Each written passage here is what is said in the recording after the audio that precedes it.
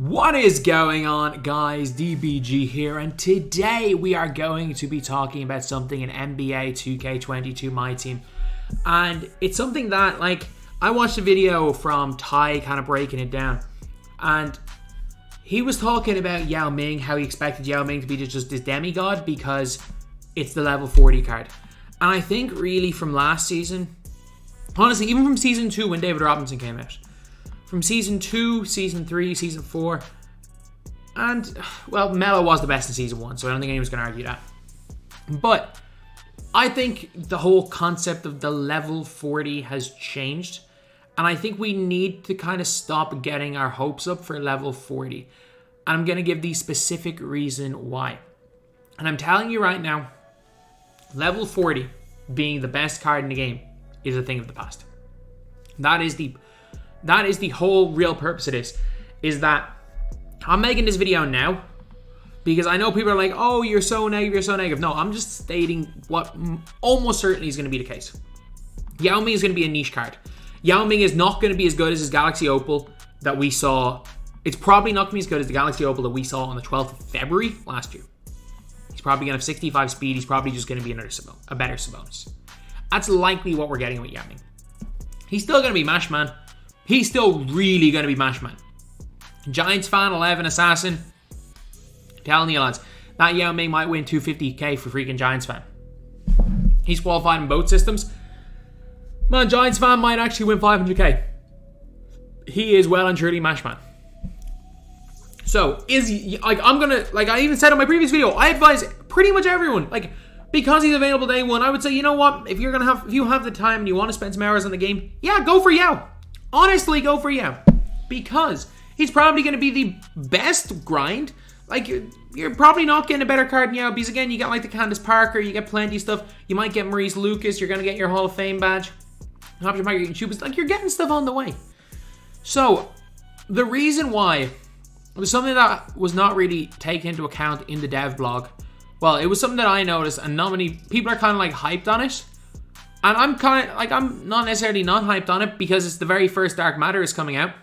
The very first Dark Matter that is coming out is going to be in, it's going to be in some stage this season for 3,000 cards. The very first Dark Matter. Let's see, do we know who that is? Collected out for 3k. Is that mystery? No, Dark Matter Gary Payton. So Dark Matter Gary Payton's coming out this season. So there's a Galaxy Opal level 40, but there's a Dark Matter.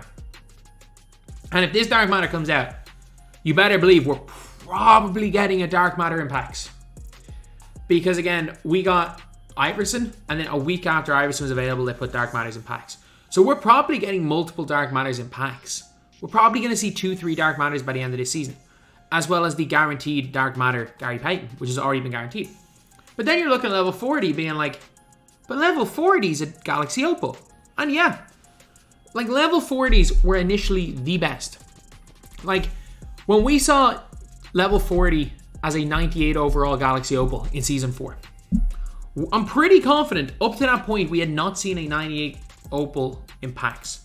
I'm just going to take a look at this through NBA 2K21.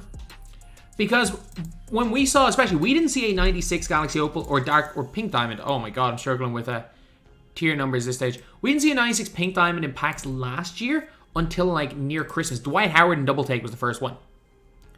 So if we look from NBA 2K21, I'm going to go date added. Just going to see how, I'm just going to scroll to, there's a lot of cards that were added here. Oh, I forgot current Series 3 was a thing. Okay, so we're going to take a look right here at this game right here. So this is Season 5, start of Season 5. If we look at Season 4, Kawhi was a 98 overall. But like, if we're looking at cards in Season 4, Klay Thompson was a 97. Like, Klay Thompson was when the Season 4 lock-in rewards and he was a 97. So Kawhi was that one overall ahead. If we look at Season 5, it was D-Rob. There were plenty of... D-Rob was the first time that happened last year, where an Opal was the reward, and then we got a better card in the season. Season 5 was the first time that happened last year, because that's just kind of the way it goes. We got a lot of Galaxy or Dark Matters in Season 5, and we had an Opal Ruin. And David Robinson was the first time, other than Luca, which a lot of people like, but I'm still not going to say Luca was the best card in the game. That was kind of, the D-Rob was kind of the end of the level 40 hype. No one really cared about J.R. Smith. To an extent. We obviously cared about the Ty Lue situation, but no one really cared about the grind. He wasn't that good a card. And it was the exact same with with Vince in Season 7. I didn't even get Vince. Most people didn't get Vince. And then Season 8, Luca was okay. Season 9, Dr. J, no one cared. And I think that's just happening a season earlier this year. So, level 40 matters to a point. Like, it really matters to a point. And now it just seems like what 2K did with Season 7 when Vince Carter was available day one. 2K are doing that earlier this year. It's now at the stage where 2K have already given us level 40 day one. So 2K are going to have to keep doing it. Otherwise, well, they're just going to have to do it. So, I think Yao Ming is not going to be the be-all and end-all card. I think he's a niche player. I think for certain Mash Men, he's going to be a god. But, I don't think he's, the greatest player in the world. I don't think he's going to be the greatest player in the world. I don't see him getting... I think Ty was like, oh, he's going to get 25... He's going to come half into December and get 25 half badges because he's level 40. He should be the best. I just don't think that's the case anymore. I think the 2K... What they've done now is they have made level 40 a more achievable grind. And with the grind being more achievable, each season it gets easier. I think that it's going to be the case with level 40 reward being not as good because it's an easier grind.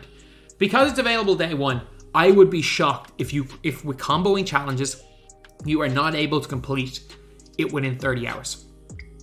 That is my normal point, 30 hours.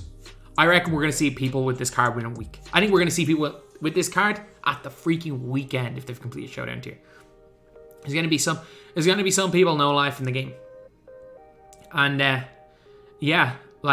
it just seems like 2K now, if you're the dev blog, they're front loading all the content. Hopefully Moments of the Month is a thing that's recurring, because that would be really cool to see that as a way of splitting up the season in 2 weeks time. If we see a new Moments of the Month, that helps a lot. Trust me, that really, really does help a lot. And then we're going to have the next Moments of the Month in March, around the time of the next season starting. Obviously, it'll be kind of early in Season 5. So, that's something that is kind of cool. But what I'm thinking is going to happen is that because level 40 is available day one, they're probably expecting an awful lot of people that really want Yao to have Yao completed within 3 weeks. Within 3 weeks. And then I think they're going to have to release something in the middle of the season.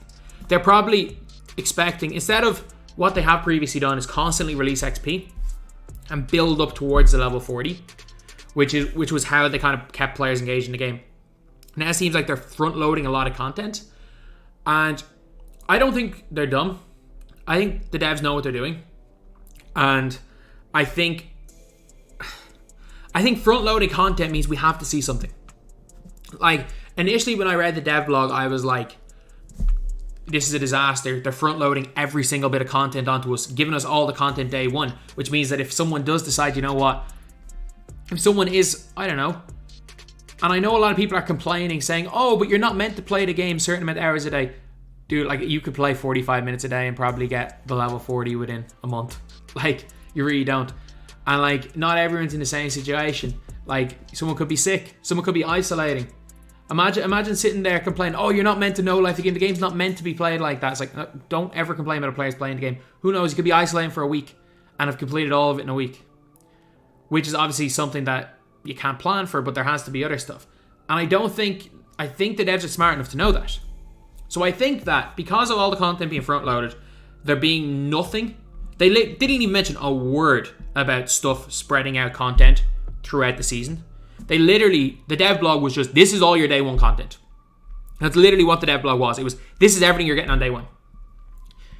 So I have to assume that, it can go one of two ways. It can be a case of 2K not putting anything out. It can actually be a case of this is all we're getting this season, and it being the worst season ever. But I think they saw the backlash for Season 3. And I think, while I don't think we get the consistent content like Season 7 that we were all hoping for, as in small grinds daily, I think we might get 2 to 3 big grinds I think maybe we see 1st of February, we see another Moments of the Month, which is 2 weeks. So if that's the case, I'm happy. Because we can always go 2 weeks without, I would rather see 14 days, 14 cards, one a day. But if we go 2 weeks and we get a kind of big-ish grind every 2 weeks, that's not, for me, as good as a bunch of small grinds, but it's something. It's better than 6 weeks with no agenda cards, which is what we had last season. And then we have to assume Spotlight Sims are going to be coming at some stage. Maybe this season, maybe next season. It would make perfect sense to put Spotlight Sims around the All-Star break, because that's another 2 weeks. Because that's literally a case of all the front-loaded content. Then in 2 weeks' time, you're bringing in players for Moments of the Month. You're getting more the players that have completed all the content, have new stuff to do. And also for the way Moments of the Month grind has worked is that you can complete other stuff. You can work towards level 40. You can work towards completing completing like clutch time, things like that, while you're doing those grinds. So that would bring in some new players. And then obviously when the game goes on sale on All-Star Weekend, a whole bunch of Spotlight Sims means that you've got a whole bunch of players, you've got this new thing to do, and they can also go back and do some of the previous things. So that would make, from a engagement standpoint, that would make the most sense. And I hope that that's really what is going on. Because if it's not, and they've just given us all the content day one, that is not a smart decision. I just really want to, I cannot stress that enough. Like, it's evident from the way things are. Like, the devs do watch, I'm not just saying just specifically my videos, devs do watch a lot of our videos. And, like, it's clear the devs are listening. The devs, and this is why I hate when people attack the individual devs and say things like they don't care, they aren't listening, they don't put in the work. They work their asses off, they care. They have made wrong decisions. Like, they have, and again, I'll be the first person to call them out on wrong decisions, but I hope the front-loading content means that there's going to be more stuff throughout the year. But front-loading the content, what does that mean if you're wondering why I'm talking about the truth about level 40? It means that Yao is not going to be as good as you guys expect. It means that by the end of the season, Yao Ming is not going to be the best center in my team. He's going to be Mashman. Like, Yao's a niche, but we cannot expect, because I know I saw a video from Ty being like, Yao's level 40, he should have all these god tier badges, he should be a god tier card, he should be the best card in the game. Not right now. Because the level 40 is a day one. Level 40 is no longer the big season grind. Level 40 is just seems to be something to get people through the first couple of weeks of the season. And with that decision made behind the scenes, I'm thinking surely the only logic for doing that is that they've got stuff planned throughout the season. And that if they have say for example, if they have level 40 and say level 40 is achievable between, hypothetical scenario, Moments in a Month, February, and Spotlight Sims, people will be still hyped at the Moments of the Month, and then the level 40 kind of loses some of its charm. Whereas front loading it means that the level 40, people really care, people are going to really go for level 40. And maybe they saw with Iverson, when Curry came out, people stopped going for Iverson. It was like, oh, we have Curry. But if Iverson was available day one, maybe all the people are going to go for Iverson day one, because he was Curry before Curry, but Curry was just slightly better. So that's my logic about it. That's the reason why I think Yao's going to be a very interesting level 40. I'm going to go and get him. But do not expect demigod. Do not expect demigod. Do not expect demigod. And do not expect from now on the level 40s to be like they were back in the day and be the number one be-all and end-all card for the season. Because clearly there are Dark Matters coming this season. It is highly likely we're getting Dark Matters in packs. Not certainty, highly likely. We will probably come out of this season with 4 to 5 Dark Matter cards in the game. Yao Ming is not going to be that souped. And from now on, I think we see really good level 40s. I think we see level 40s that, I think on Friday, Yao Ming is going to be insane. I think by the end of the season, he won't be good. And I think that's the way we're going to start seeing level 40s from now on. Rather than 2K having to constantly update them midway through the season, I think we see them all available day one, being really good cards on day one. Because if Iverson was available day one of season 3, a lot more people would have been a lot more hyped on him than if he was available near the end of season 3. Or he was available in the middle towards the end of that. Or towards the middle. When he's available towards the middle of the season, he became slightly less hyped. And after a week when Curry came out, people weren't hyped at all. So I think that's the route 2K are going down at level 40. And I think that if they've planned out content around it, it's a really good thing. I think if they haven't planned out content around it and have given us every bit of content day one, that it will be a disaster. In terms of long-term engagement, it will be a disaster. In terms of short-term engagement, what they're doing is perfect. What they're doing is perfect because there's going to be so much hype on Friday. In terms of short-term engagement, perfect season. I'm just thinking, because we read nothing, I'm guessing maybe 2K haven't necessarily planned out what they're doing. I think they're smart enough to know that a huge boost in short-term engagement drops quite a lot, and as time it constantly drops. What they need to kind of do is, when it's kind of halfway down is dropping, pick it back up with another short-term engagement and then bring it down. Because it's clear they don't want to give us like small bits of content throughout the season. It's clear that's not the route that they're going down. I just think that the route of everything day one is a disaster. But if there's more stuff, this could be a genius move. So anyway, that's the video.